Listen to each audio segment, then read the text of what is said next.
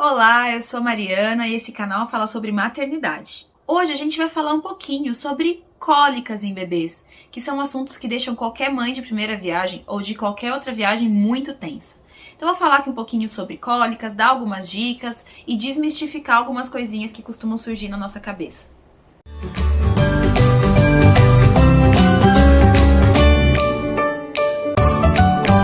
As cólicas em bebês, elas são muito comuns, até mais do que a gente gostaria que fosse, porque eles sofrem muito e a mãe sofre junto. Só que muitas vezes a gente acaba confundindo os sinais que o bebê dá e atribuindo tudo à cólica. E a gente se esquece de que esse tipo de coisa, por mais dolorosa que seja, por mais triste que seja, faz parte do próprio desenvolvimento do bebê, que acabou de vir ao mundo e ainda tem muito para desenvolver ali naquele corpinho. A cólica nada mais é do que um reflexo da imaturidade neurológica do bebê.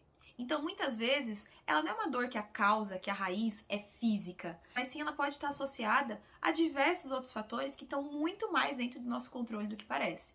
Então, muitas vezes, quando a gente parece sem ação porque o nosso bebê está com cólica, pode sim ter algumas coisas que pode melhorar aquele ambiente para que o nosso bebê não tenha esses incômodos. Um dos pontos principais que leva o bebê a ter cólica, ter esse desconforto, é o excesso de estímulos.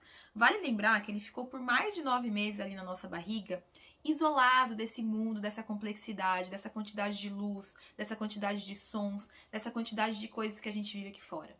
Quando ele nasce, a gente tem que proporcionar para ele um ambiente calmo e com estímulos que condizem com a necessidade real dele, tanto de consumir e absorver aquilo, quanto de interagir.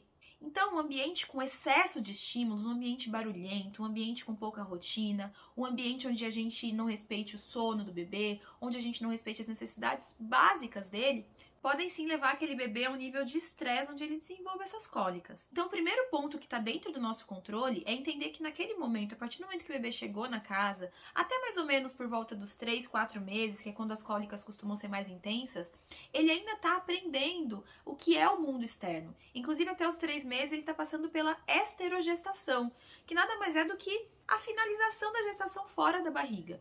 Até os 3 meses, ele pode sequer saber que ele nasceu.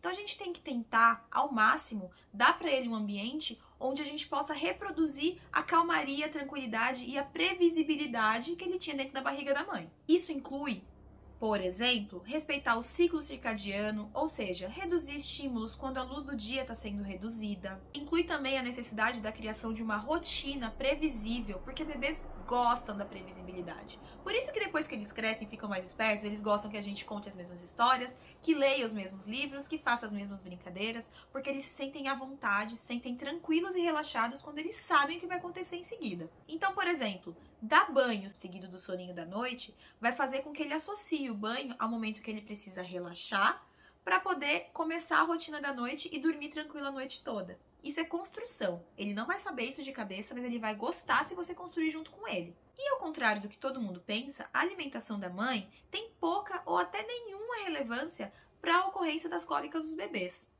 Pode acontecer sim de algum alimento que a mãe come se ela amamenta passar para o leite do bebê de forma que ele sinta algum desconforto gastrointestinal. Aí sim, a causa raiz das cólicas vai ser esse excesso de gás acumulado na barriguinha dele. E aí, quando os gases começam a incomodar o bebê gerando esses episódios de cólica, a mãe precisa observar o que ela comeu e ver como aquilo de fato teve efeito no bebê. Muitas pessoas costumam atribuir o consumo de feijão, café, alguma coisa com gás, chocolate, a ocorrência de cólicas no bebê. Mas isso é uma inverdade. Na verdade, eles têm uma maior propensão por serem, de fato, alimentos que até na gente podem causar algum tipo de desconforto, mas não necessariamente isso é uma regra. Mãe comer feijão é igual bebê com cólica. Isso não existe. Nenhum bebê leu a cartilha antes de nascer. Eu, por exemplo, nunca tive problema com feijão e cólica com a Liz. Então, a melhor maneira de evitar que a alimentação da mãe impacte diretamente nas cólicas do bebê é observar o que você comeu e observar o seu bebê. Dessa forma, você vai conseguir fazer as correlações corretas. Eu, por exemplo, não podia comer alguma coisa industrializada ou muito fermentada que a Liz tinha gases. Não chegava a dar cólica, mas eu percebia que ela tinha gases. E até hoje, porque eu ainda amamento, eu tiro da minha dieta alimentos muito fermentados. Então, bebidas fermentadas, coisas que contêm shoyu, por exemplo, ele costuma, inclusive, me fazer passar mal. E eu reparo que na Liz também tem algum tipo de efeito e aumenta os gases, os barulhinhos na barriguinha dela. Mas caso as cólicas sejam causadas de fato pelos gases ali que podem incomodar e muito o bebê, tem algumas coisas que podem ser feitas para aliviar. A primeira delas é um banho quentinho, isso costuma relaxar o bebê e ele conseguir liberar esses gases que estão incomodando. Outra é fazer movimentos de bicicletinha, deitando o bebê na cama e movimentando as perninhas dele nesse sentido, juntas ou separadas, virando as perninhas um pouco para o lado. Isso faz com que ele consiga relaxar e vai mobilizar ali a barriguinha dele para que ele se sinta mais confortável para liberar esses gases.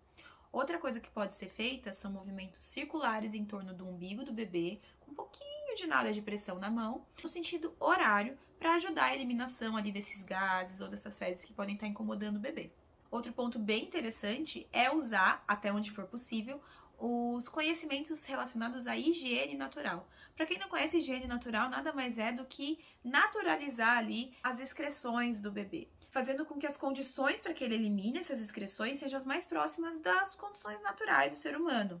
A gente, por exemplo, tem mais facilidade para evacuar quando se senta de cócoras. Então a gente pode colocar o bebê de cócoras. Um jeito bem fácil de fazer isso é apoiando as costinhas dele na nossa barriga e levantando as perninhas segurando por baixo do joelho deles. Assim eles ficam de cócoras e eles conseguem facilitar esse movimento de evacuação. Outra coisa que pode ajudar dentro do cenário de higiene natural é retirar, ou se não for possível retirar, afrouxar a fralda. Parece besteira, mas a presença da fralda ali pode atrapalhar bastante, né? Para que ele faça força, que ele se sinta confortável.